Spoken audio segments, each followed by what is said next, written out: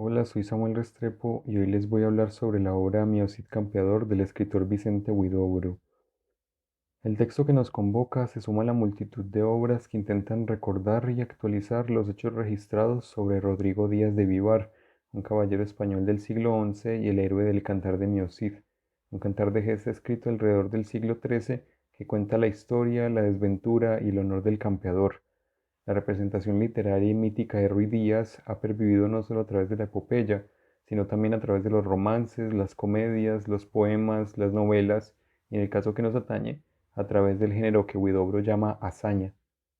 Según los editores de la primera edición de Mi Cid Campeador, abro comillas, la hazaña es una especie de novela épica, o más bien una serie de tapices heroicos sin más argumento o hilo central que el nombre del mismo personaje que sirve de tema a la obra, y los episodios tejidos en torno a la vida de dicho personaje.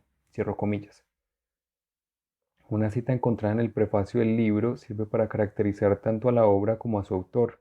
El libro, según su escritor, abro comillas, es la novela de un poeta y no la novela de un novelista. Hay muchos poetas que hacen novelas de novelistas, allá ellos. Yo no participo de ese vicio. Solo me interesa la poesía y solo creo en la verdad del poeta. Cierro comillas.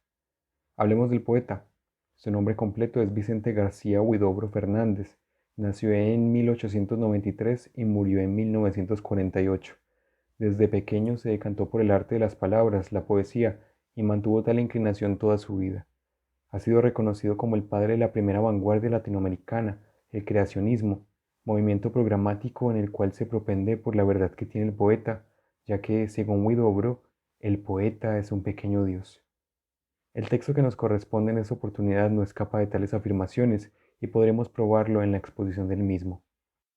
Es posible apuntar que la historia del Cid Huidobriano empieza antes de que comience el primer capítulo. El autor chileno recuerda en su prefacio que Alfonso X el Sabio era tataranieto del Cid. Una rama familiar de este rey había llegado a Chile, y entre los descendientes, según la Enciclopedia Heráldica de García Carrafa, se hallaba el abuelo materno de Huidobro. Según Pulido Mendoza, tal genealogía es confirmada por Menéndez Pidal en una carta inédita de 1929 que se encuentra en el archivo del escritor. Dice Huidobro, me sentí nieto del Cid, y añade, para evitar desorientaciones posibles, debo también advertir al lector que en los datos sobre el Cid a veces he seguido al cantar, al romancero y a la gesta, y otras veces he seguido la historia. Él se asume a sí mismo como autoridad para tratar el tema, cito, en varias otras ocasiones he corregido la historia y la leyenda con el derecho que me da la voz de la sangre, y aún he agregado algunos episodios desconocidos de todos los eruditos y que he encontrado en viejos papeles de mis antepasados. Así pues, no debéis discutirme sobre ellos sin agradecerme que los haya entregado al público. Y aquí tenéis la verdadera historia del mío Cid Campeador, escrita por el último de sus descendientes. Veamos, pues, la actualización que hace el supuesto tataranieto del Cid. Mostraré algunas características de la obra por medio de fragmentos representativos con el propósito de resaltar las cualidades innovadoras que encontramos en esta presentación de la materia cidiana. Acompañaré la exposición con citas de algunos estudiosos de la obra y estableceré comparaciones con el Cantar de Mío Cid. El libro comienza con la procreación de Diego Laínez y Teresa Álvarez. Después viene la sección dedicada al nacimiento del héroe, en la que podemos pasarle la palabra al poeta. Cito. Nació Rodrigo y todo se convierte en recién nacido. Todo sigue el ritmo vital del cuerpo rosadote y gordinflón. España tiene la edad de Rodrigo. España abre los ojos. España empieza a mamar en el seno de Teresa Álvarez.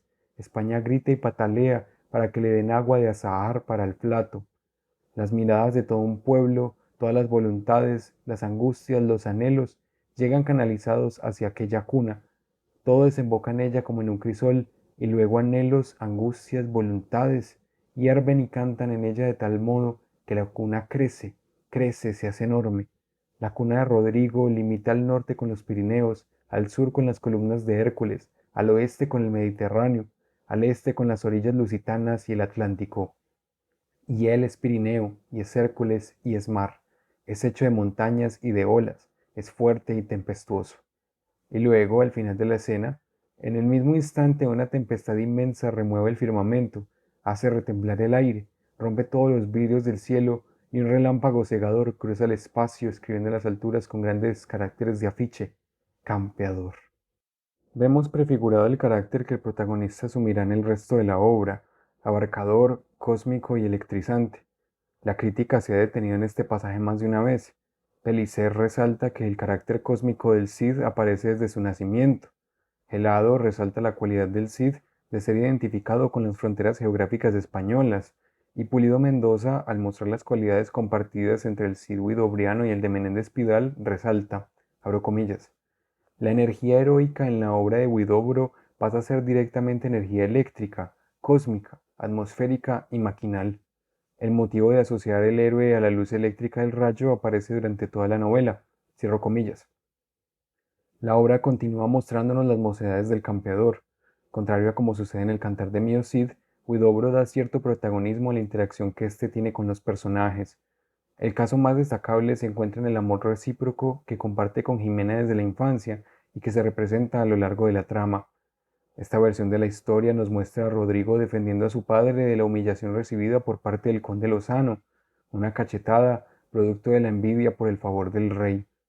Rodrigo se venga antes que cualquiera de sus hermanos y mata al conde, que es padrastro de Jimena. La relación amorosa que ambos sostenían queda suspendida. Respecto a estas escenas, el poeta chileno ya había anticipado en el prefacio, cito, la poesía dice que el Cid mató al padre de Jimena, el conde Lozano, y la historia nos enseña que eso es falso, pues Jimena no era hija de tal conde, sino del conde de Oviedo, Diego Rodríguez. Así pues, yo hago un pequeño compromiso entre la historia y la leyenda, y el conde Lozano resulta padrino y tutor de Jimena. ¿Por qué no? Cierro comillas. Huidobro en plena narración no tiene empacho en hacer referencia a las fuentes de las que recibe algunos de los detalles de la historia, pues antes de romper un récord de salto, Rodrigo, abro comillas, piensa en el cantar, piensa en el romancero, piensa en la gesta, en Guillén de Castro, en Corneille y en mí, cierro comillas.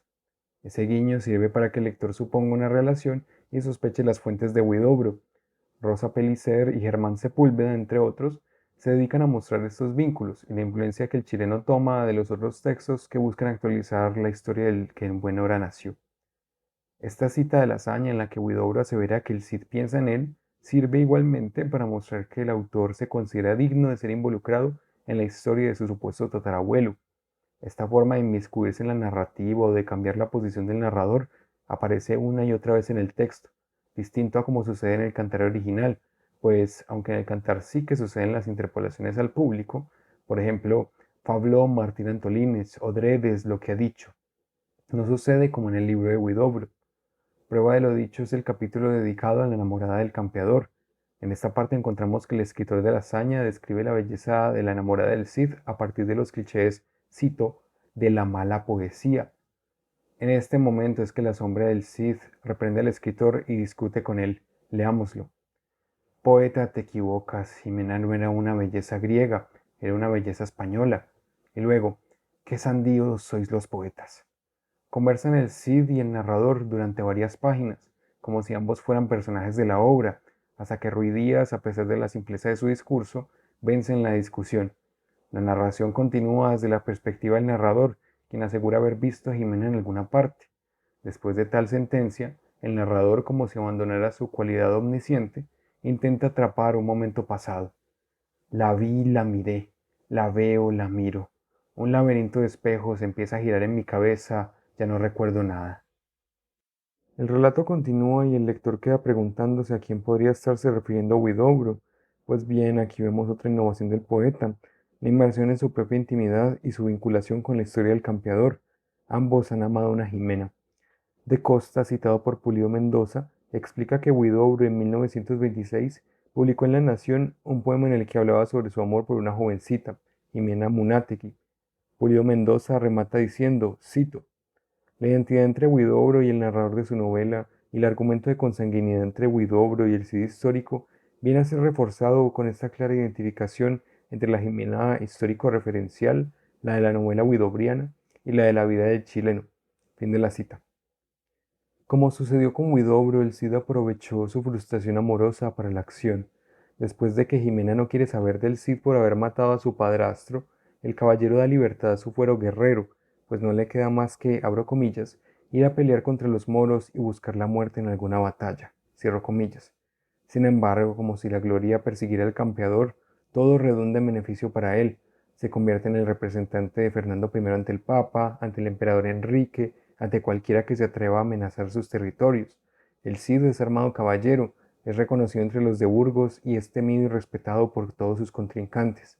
En medio de la gloria del Cid, aparece uno de los episodios que, según Pellicer, no se encuentra en la tradición y representa una licencia destacable de Huidobro, el momento en el que Cid salva a Jimena de las llamas de un incendio provocado por los moros. La potencia de este Cid, cito, el hombre eléctrico, funciona como si no pudiera ser detenida por nada ni nadie, ya sea vasallo del rey Sancho luego de que muere Fernando I, o ya sea vasallo de Alfonso luego de que muere el rey Sancho. El Cid siempre vence en sus batallas, a pesar de estar en desventaja, pues, abro comillas, rompe la lógica en fuerza de su lógica, cierro comillas. El caballero es la pieza fundamental en las peleas entre los hijos del rey Fernando I cuando éste muere, pues él solo es todo un ejército. Sin embargo, el Cid también se muestra débil. Llora ante la muerte de sus padres, abro comillas. Llora cuando la vida lo separa de Jimena. Llora cuando un rey ingrato lo destierra. Llora como cualquier hombre. Fin de la cita. Williams me ayuda a sintetizar el punto.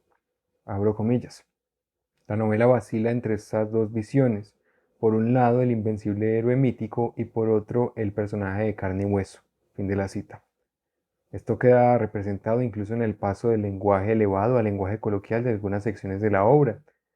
Esta dualidad humana y mitológica de Ruy Díaz aparece también en el momento en el que se casa con Jimena, ya reconciliado con ella.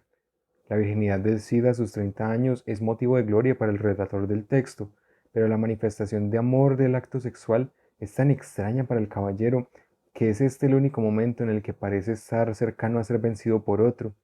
El héroe, sin embargo, resulta victorioso también en esta lid. Cito, la muerte en todas partes amasada al amor, al acto de vida. Qué burla de un dios envidioso. Fin de la cita. Sobra decir que estos episodios presentan una distancia gigantesca respecto al cantar. Hablemos de otra de esas diferencias. Rodrigo aquí no se muestra completamente subordinado a su señor, al rey. Es desterrado por Sancho al negarse a aceptar su ambición de robar los reinos de sus hermanos. Dice el vasallo, abro comillas, vos me desterráis por un año, yo me destierro por 4, cierro comillas. Esta reacción se repite cuando Alfonso, el siguiente rey del cual es vasallo, también lo destierra. El rey Alfonso VI sentía cierto recelo hacia el caballero, pues éste ya había mostrado su poder sobre él. En una de las guerras entre hermanos por territorios, el Cid lo había aprisionado. También, antes de reconocerlo como su señor, el Cid le había hecho jurar en el episodio conocido como la Jura de Santa Gadea que no había asesinado a su hermano Sancho. El conde García Ordóñez sugiere desterrar al campeador cuando éste comete el error de atacar el reino de Toledo, un reino amigo de Castilla. El conde aprovecha la situación para vengarse de Rodrigo, que le había mesado las barbas en una batalla previa. Como recordará el lector del Cantar de Mio Cid, tal epopeya empieza de forma similar. El Cid es desterrado del reino de su señor, pues, cito, esto me han vuelto mis enemigos malos. En esta sección, la fuente de Huidobro predominante es el mismo cantar. Veamos, sale de Vivar a Burgos, consigue dinero de Moisés Rothschild y Abel Vidas. Estos judíos, sin embargo, aquí sí reciben el pago de lo prestado. En Burgos va a San Pedro de Cardeña, donde deja a sus hijas y a su esposa, y parte exiliado de las tierras de Castilla. La corneja que aparece en el cantar apuntando a varias direcciones también aparece aquí.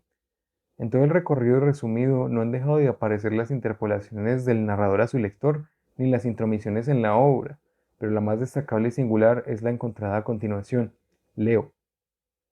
Lector, para seguirle en esta etapa vertiginosa, debemos coger un anteojo de larga vista y largos siglos y enfocarlos en el año 1081.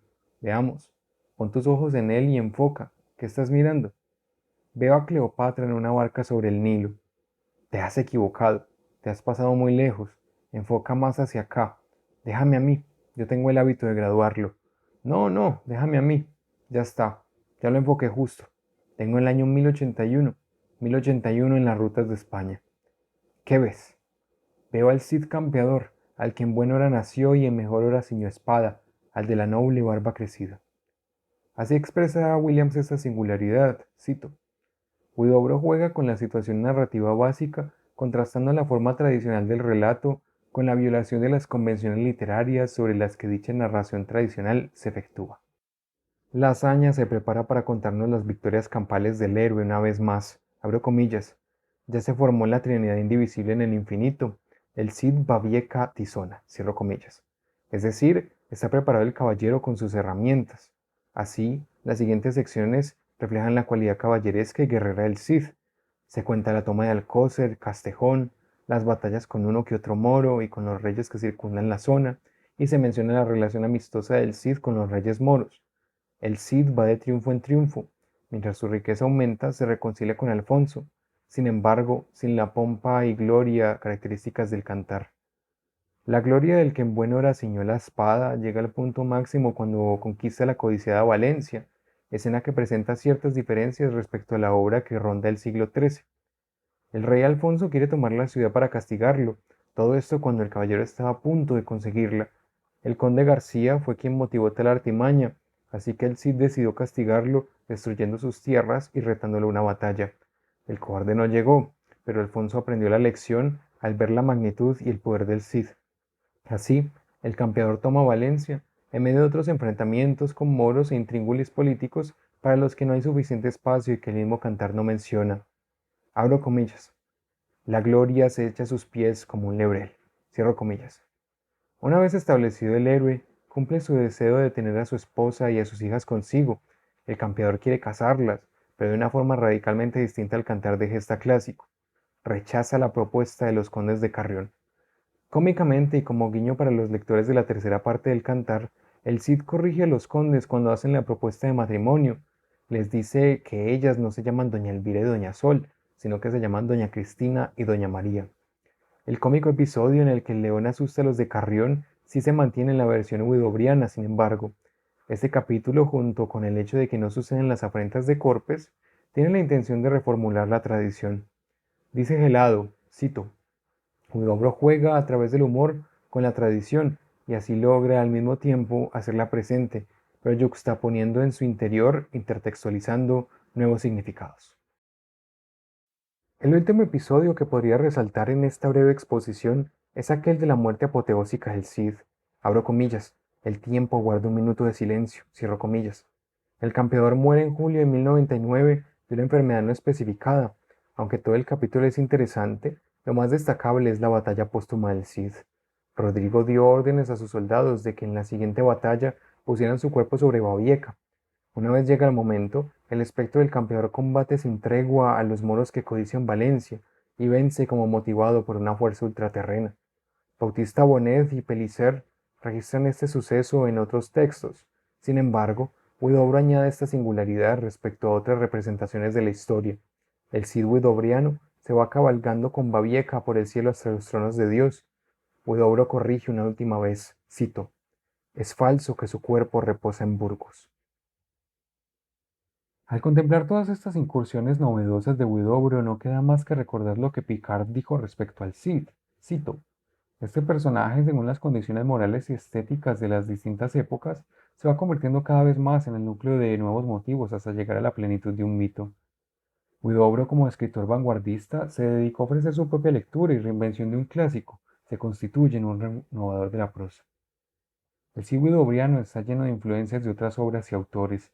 El montón de referencias que intenté exponer y relacionar queda corto ante las posibilidades intertextuales que ofrece la obra. Si hubiera más tiempo, también podría dedicarme a mostrar las interesantes relaciones entre el Cid cristiano y los moros. Podría detenerme más en las batallas. Podría intentar responder a la pregunta por el valor estético de la obra. Podría dedicarme más detenidamente a la influencia que Huidobro recibió de la lírica francesa y española, entre otra cantidad de objetos. Basta concluir señalando, en caso de que haga falta, que estamos ante una hazaña representante de la literatura.